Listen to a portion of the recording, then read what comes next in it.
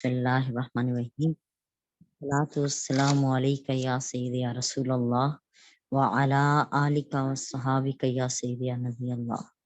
Rabbi इश्रह ली सदरी व यस्सिर ली अमरी वहलुल उक़दतम मिन लिसानी यफ़क़हू क़ौली वजअल ली वज़ीरम मिन Ahli rabbi ज़िदनी इल्मा rabbi ज़िदनी इल्मा rabbi ज़िदनी इल्मा rabbi यस्सिर वला तुअस्सिर व तम्मिम बिल खैर व बिका नस्तईन अल्लाहुम्मा अजुरनी फी मुसीबती वख्लुफ ली खैरम मिनहा अल्लाहुम्मा सल्लि अला सय्यिदिना व मौलाना मुहम्मदिन व अला आलिहि व अस्हाबिहि व बारिक वसल्लम।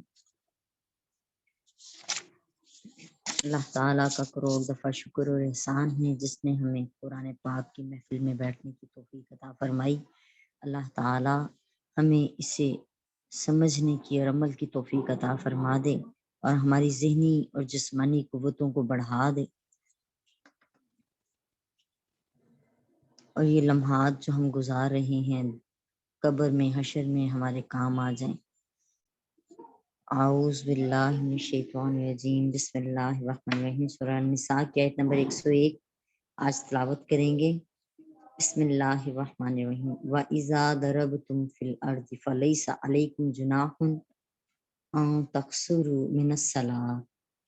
मिनस सलाति इन खिफ्तुम अन यफ्तिनकुमुल लज़ीना कफ़रू इन्नल काफिरीना कानू लकुम अदुव्वम मुबीना।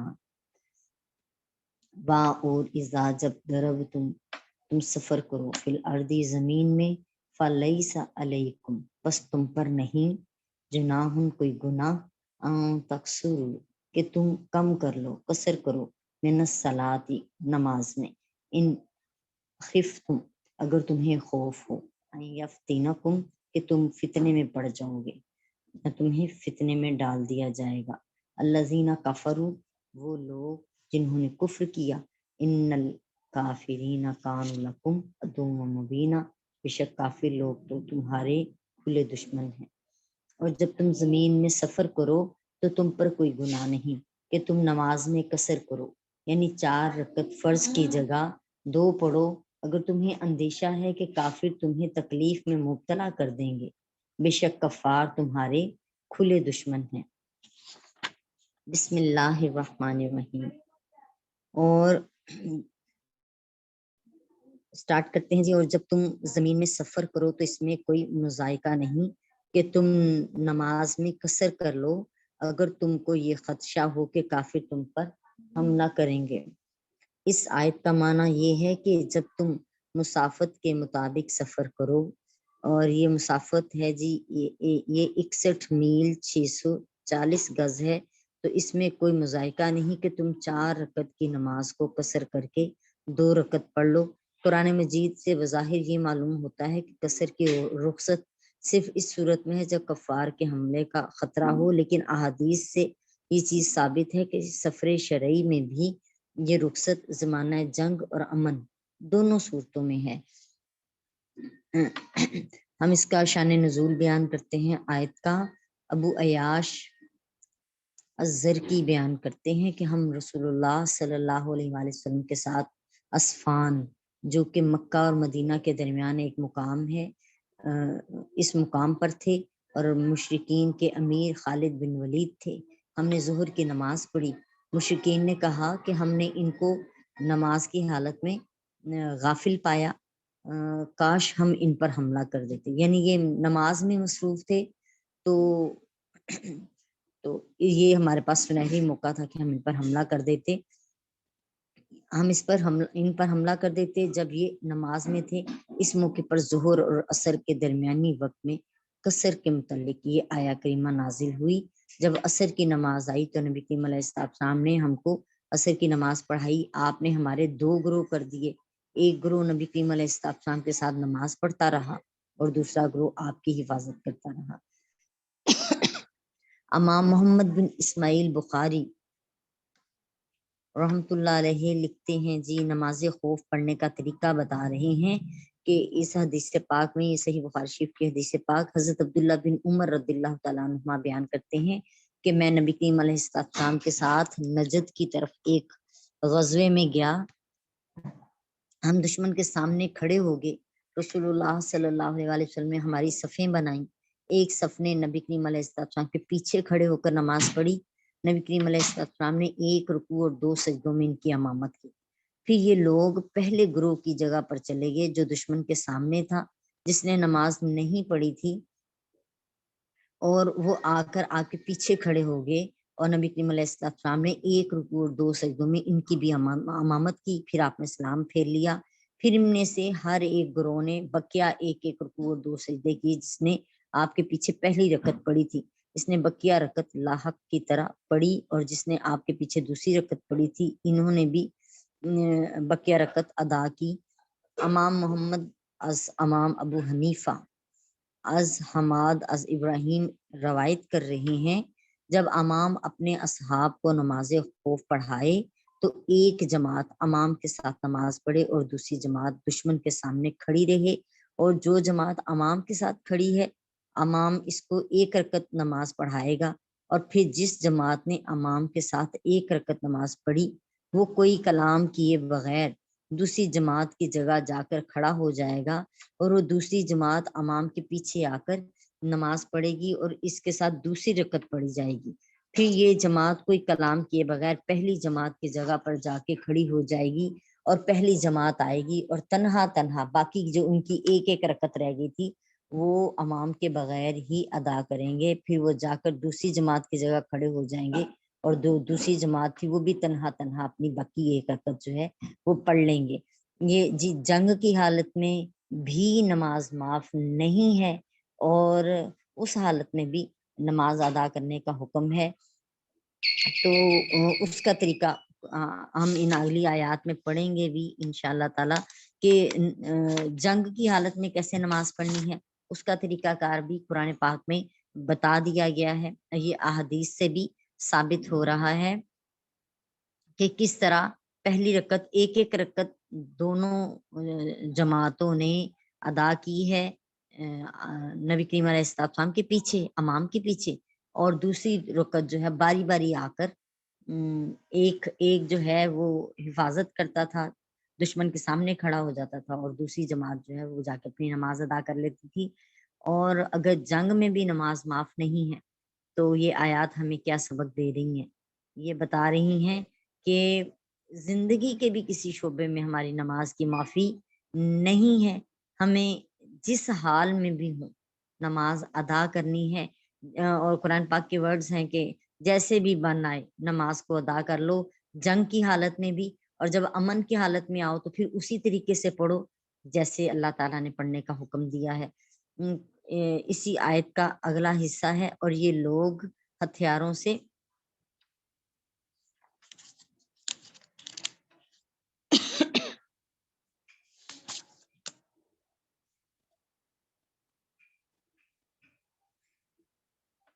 بسم اللہ الرحمن الرحیم اگلی آیت کریمہ شروع کریں گے جی۔ وَإِذَا كُنْتَ فِيهِمْ، اور اے نبی کریم صلی اللہ علیہ وآلہ وسلم جب آپ ان مسلمانوں کے درمیان ہوں، فَأَقَمْتَ، پس آپ امامت کیجئے، لَهُمُ الصَّلَاةَ، آپ قائم کیجئے نماز، فَلْتَقُمْ طَائِفَةٌ مِّنْهُمْ، چاہیے کہ نماز کے لیے کھڑے ہوں مسلمانوں کی ایک جماعت، مَعَکَ آپ کے ساتھ، وَلْيَأْخُذُوا أَسْلِحَتَهُمْ، اور یہ لوگ اپنی ہتھیاروں سے مسلح رہیں، اور فَإِذَا سَجَدُوا، جب وہ سجدہ کر لیں، فَلْيَكُونُوا،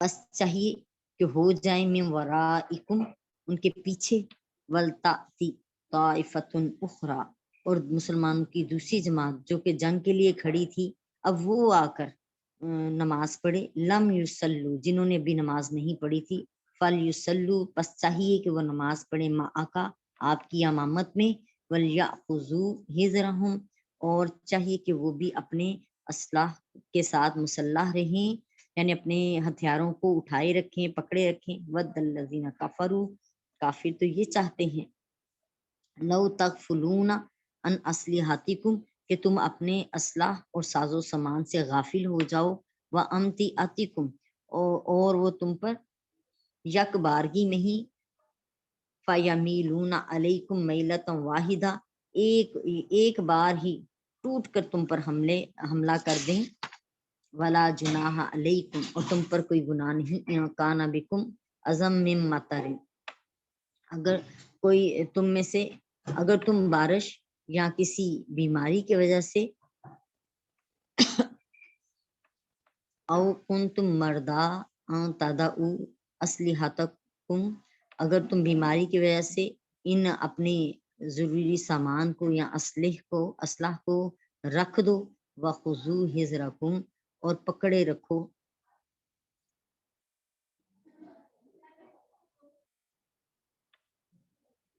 اپنے، اور احتیاط ملحوظ خاطر رکھو، ان اللہ اعد للکافرین عذابا مہینا، بے شک اللہ تعالیٰ نے کافروں کے لیے ذلیل کر دینے والا عذاب تیار کر رکھا ہے۔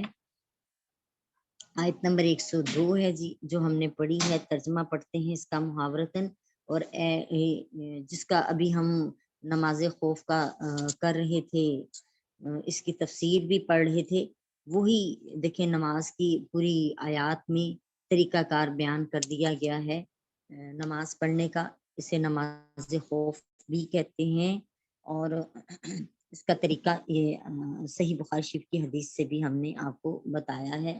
اور اے محبوب صلی اللہ علیہ وسلم، جب آپ ان مجاہدوں میں تشریف فرما ہوں تو ان کے لیے نماز کی جماعت قائم کریں، بس ان میں سے ایک جماعت کو پہلے آپ کے ساتھ اقتداءً کھڑا ہونا چاہیے، اور انہیں اپنے ہتھیار بھی لیے رہنے چاہیے، یعنی اپنے ساتھ ہی رکھنے چاہیے۔ پھر جب وہ سجدہ کر چکے تو ہٹ کر تم لوگوں کے پیچھے ہو جائیں، اور اب دوسری جماعت کو جنہوں نے بھی نماز نہیں پڑھی آ جانا چاہیے، پھر وہ آپ کے ساتھ مقتدی بن کر نماز پڑھیں، اور چاہیے کہ وہ بھی بدستور اپنے اسباب حفاظت اور اپنے ہتھیار لیے رہیں۔ کافر چاہتے ہیں کہ کہیں تم اپنے ہتھیاروں اور اپنے اسباب سے غافل ہو جاؤ تو وہ تم پر دفعتاً حملہ کر دیں، یکبارگی نہیں، اور تم پر کچھ مذائقہ نہیں۔ اگر تمہیں بارش کی وجہ سے کوئی تکلیف ہو یا بیمار ہو تو اپنے ہتھیار اتار کر رکھ دو اور اپنا سامانی حفاظت لیے رہو، بے شک اللہ تعالیٰ نے کافروں کے لیے ذلت انگیز عذاب تیار کر رکھا ہے۔ دیکھیں پہلی بات جو آیت سمجھا رہی ہے وہ یہ کہ جنگ کی حالت میں بھی نماز معاف نہیں ہے۔ جا کے ہم نے بازار جانا ہے، نماز فوت ہو گئی، ہمارے گھر مہمان آ گیا، نماز فوت ہو گئی، ہم کسی کے گھر میں چلے گئے، نماز فوت ہو گئی، اور ہم کسی کام میں پڑ گئے، کپڑے دھو رہے ہیں، کوئی کام کر رہے ہیں، نماز فوت ہو گئی، تو یہ سب چیزیں جنگ کے سامنے کیا اہمیت رکھتی ہیں۔ یہاں تک کہ بیماری میں بھی کہا گیا کہ کھڑے ہو کے نہیں پڑھ سکتے، بیٹھ کے پڑھ لیں، بیٹھ کے نہیں پڑھ سکتے لیٹ کے پڑھ لیں، لیٹ کے نہیں پڑھ سکتے اشارے سے پڑھ لیں نماز، لیکن نماز کی معافی نہیں ہے، جنگ کی حالت میں نہیں ہے تو امن کی حالت میں کیسے ہوگی معافی اس کی۔ اللہ تعالیٰ ہمیں نیکی کی ہدایت نصیب فرمائے، اور ہم سمجھیں کہ نماز کے کیا راز ہیں، کہ ان 5 اوقات میں اللہ تعالیٰ نے ہمیں اپنے بارگاہ میں حاضری کا شرف بخشا ہے، تو یہ ہمارے اپنے لیے ہی خیر و برکت کا باعث ہے اور اللہ تعالیٰ سے رابطے کا ذریعہ ہے۔ اور دوسری بات جو یہاں سمجھ آ رہی ہے وہ یہی کہ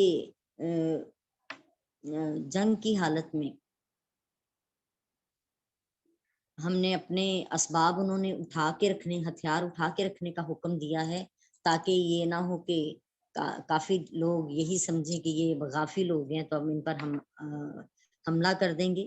اور اس کے ساتھ ساتھ اگر کوئی تکلیف ہو تو اللہ تعالیٰ فوراً ہمارے لیے احکامات کو آسان فرما دیتا ہے، عذر ہو، عذر شرعی ہو تو فوراً ہمیں سہولت دیتا ہے، اور کہ جیسے بنائے ویسے ہی کر لو۔ جیسے بیماری میں یا بارش کی وجہ سے اگر ہتھیار نہیں اٹھائے جا رہے تو ہتھیار اتار کر رکھ دینے کا بھی حکم دیا گیا ہے، کہ آسانی کے ساتھ۔ اللہ تعالیٰ تو ہمارے لیے آسانی ہی چاہتے ہیں اور ہم پر احکامات کے بوجھ ہلکے فرماتے ہیں، اور اللہ تعالیٰ ہمیں بھی اپنے مالک کے سچا بندہ بننے کی توفیق عطا فرمائے اور ہم اس کی ہی بندگی کرتے رہیں۔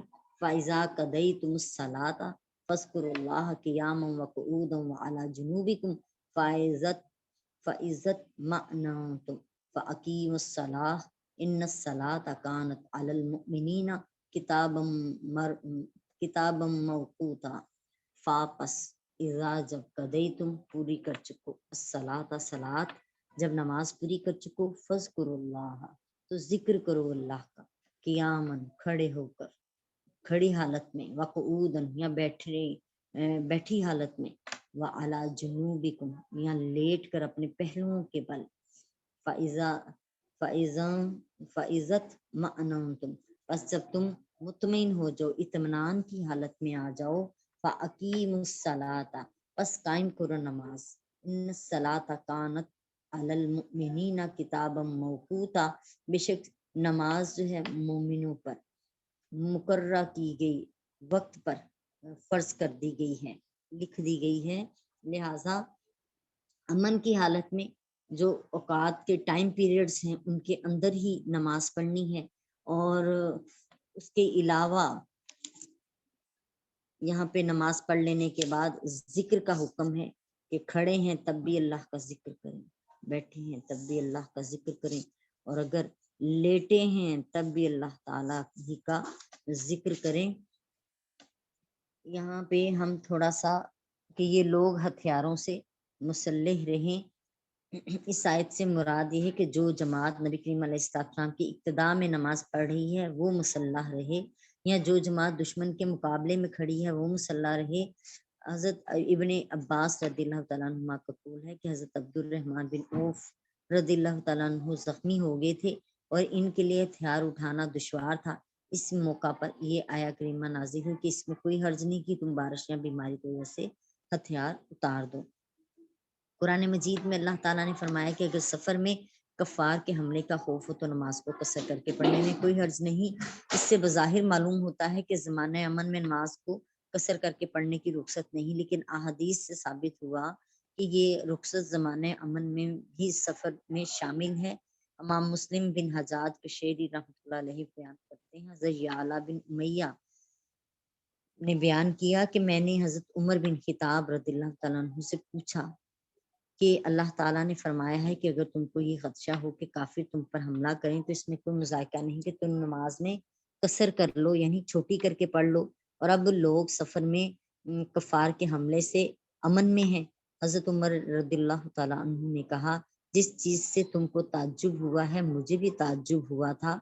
मैंने नबी करीम सल्लल्लाहु अलैहि वसल्लम से इसके मुतल्लिक सवाल किया था तो नबी करीम सल्लल्लाहु अलैहि वसल्लम ने फरमाया, ये कसर सदका है जिसका अल्लाह ताला ने तुम पर सदका किया है, तुम इसके सदके को कबूल कर लो। इस हदीस में नबी करीम अलैहिस्सलाम ने अमर फरमाया है कि अल्लाह के सदके को कबूल करो। मालूम हुआ कि सफर में नमाज की कसर करना वाजिब है। सो अगर किसी ने दानिस्ता सफर में पूरी नमाज पढ़ी तो वो गुनाहगारी के मामले में होगा, क्योंकि इसी तरह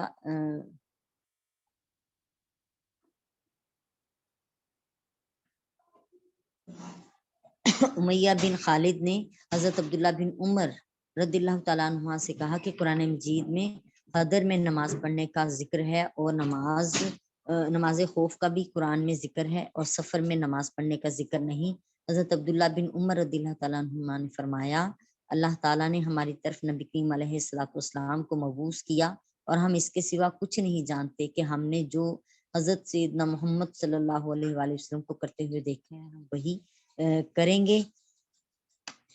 मैंने इमाम अबू हनीफा से पूछा, इमाम मोहम्मद बिन हसन शेबानी हनफी रहमतुल्लाह अलैहि लिखते हैं कि मैंने इमाम अबू हनीफा से पूछा कि 3 दिन से कम सफर में मुसाफिर कसर कर सकता है?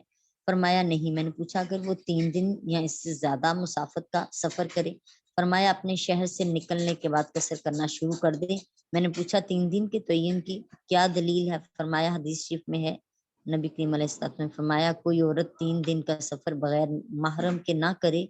मैंने इस मसले को औरत के सफर पर कियास किया है। अहनाफ के नजदीक यानी इमाम अबू हनीफा रदिल्लाहु ताला अन्हु के नजदीक फिक़ह हनफिया के नजदीक कसर का मुअज्जब दर हकीकत 3 दिन का सफर है जिसको पैदल चलकर या ऊंट पर सवार होकर इंसानी तकाजों की तकमील के साथ पूरा किया जाए। بعد میں آنے والے فقہا کرام نے مسلمانوں کی سہولت کے لیے اندازہ کیا اس اعتبار سے یہ مسافت کتنی فاصلے کی بنتی ہے۔ بعض فقہا نے اس مسافت کو 21 فرسخ قرار دیا ہے، بعض نے 15 فرسخ اور بعض نے 18 فرسخ بھی کہا ہے۔ بدلتے ہوئے حالات کے مطابق مسافت کے پیمانے بھی بدل گئے ہیں، اور مسافت کو پہلے انگریزی میلوں اور بعد میں کلومیٹروں سے ناپا جانے لگا، لہٰذا اس وقت کے حوالے سے بھی وہ بتا دیا جاتا ہے۔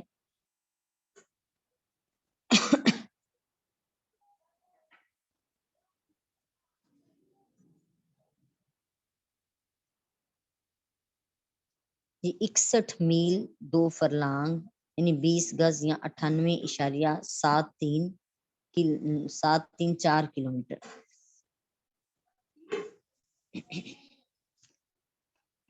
اچھا جی،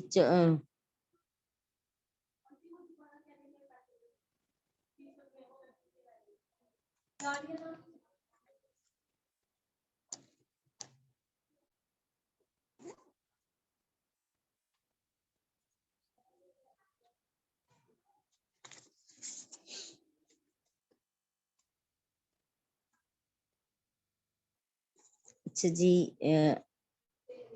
اصل مذہب حنفیہ کا یہ ہے کہ 3 دن کا سفر ہو اور وہ جگہ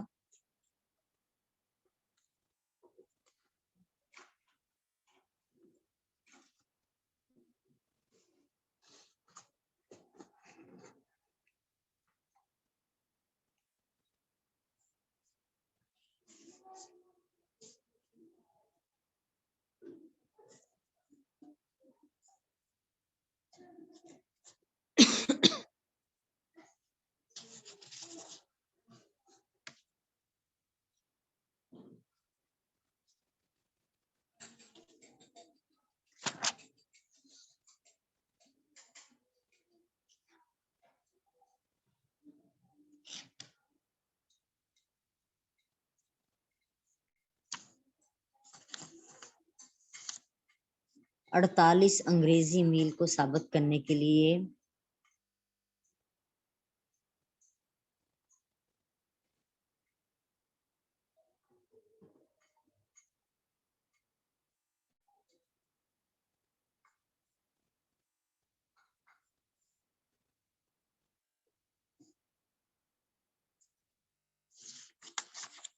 اس میں مذہب حنفیہ کے مطابق 48 میل کا سفر کہہ رہے ہیں، دوسری روایت 54 میل کی ہے۔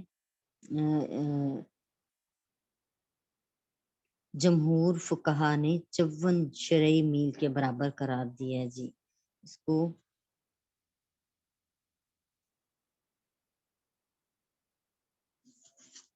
اور دوسری روایت 61 انگریزی میل ہیں، جس کے بارے میں کہا گیا ہے کہ اس پر قصر لگتی ہے، اور قصر کہاں سے لگے گی؟ جو ہی اپنے شہر سے باہر نکل جائیں گے تو قصر نماز سٹارٹ ہو جائے گی، آپ وہاں سے قصر نماز پڑھ سکتے ہیں۔ یہاں پہ سمندری سفر میں 3 دن کی مسافت معتبر ہے، جبکہ ہوا معتدل ہو اور نہ بہت تیز ہو نہ ہی بالکل ساکن ہو، جیسے کہ پہاڑی علاقے میں بھی 3 دن کی مسافت جو ہے معتبر ہے۔ اس عبارت سے یہ پتہ چل رہا ہے کہ سمندری سفر میں بادبانی کشتی 3 دن میں جتنی مسافت طے کرتی ہے وہ سفر شرعی کا معیار ہے، خواہ دخانی کشتی کے ذریعے وہ سفر 1 دن یا اس سے کم میں بھی طے کر لے۔ اس کا باقی حصہ جو ہے انشاءاللہ تعالی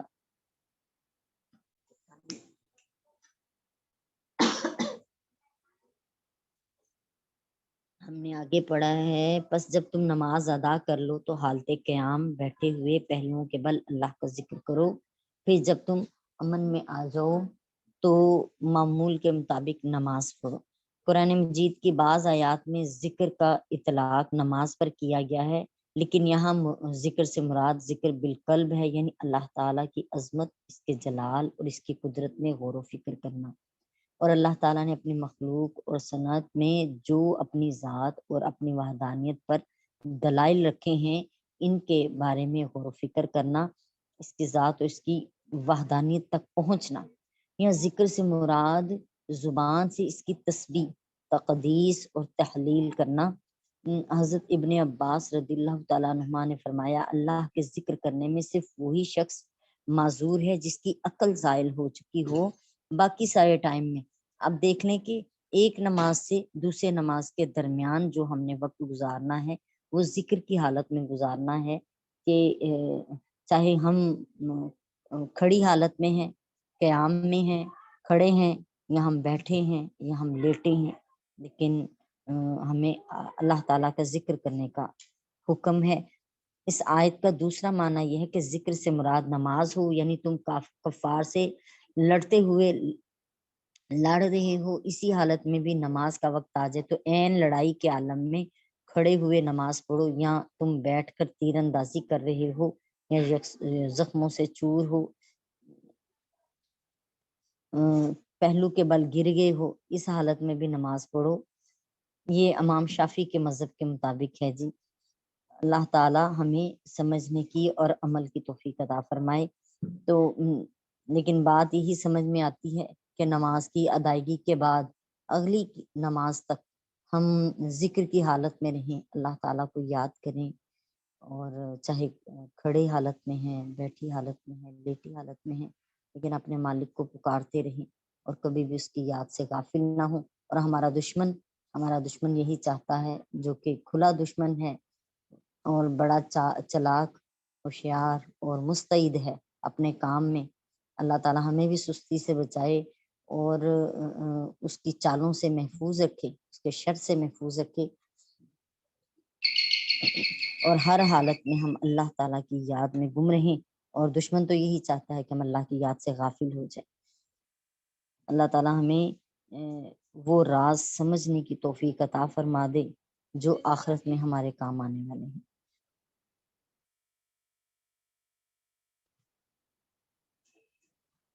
اور بے شک ایمان والوں پر نماز وقت مقرر میں فرض کی گئی ہے۔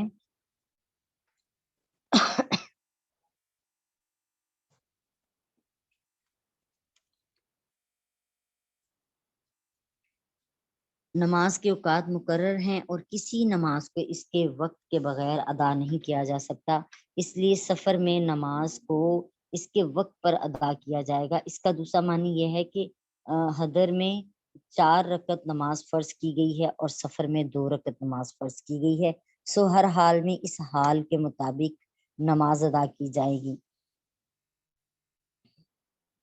امام ابو حنیفہ، امام ابو یوسف، امام محمد اور امام ظفریہ کہتے ہیں کہ حالت جنگ میں نماز نہیں پڑھی جائے گی۔ اگر کسی شخص نے نماز پڑھتے ہوئے قتال کیا تو اس کی نماز فاسد ہو جائے گی۔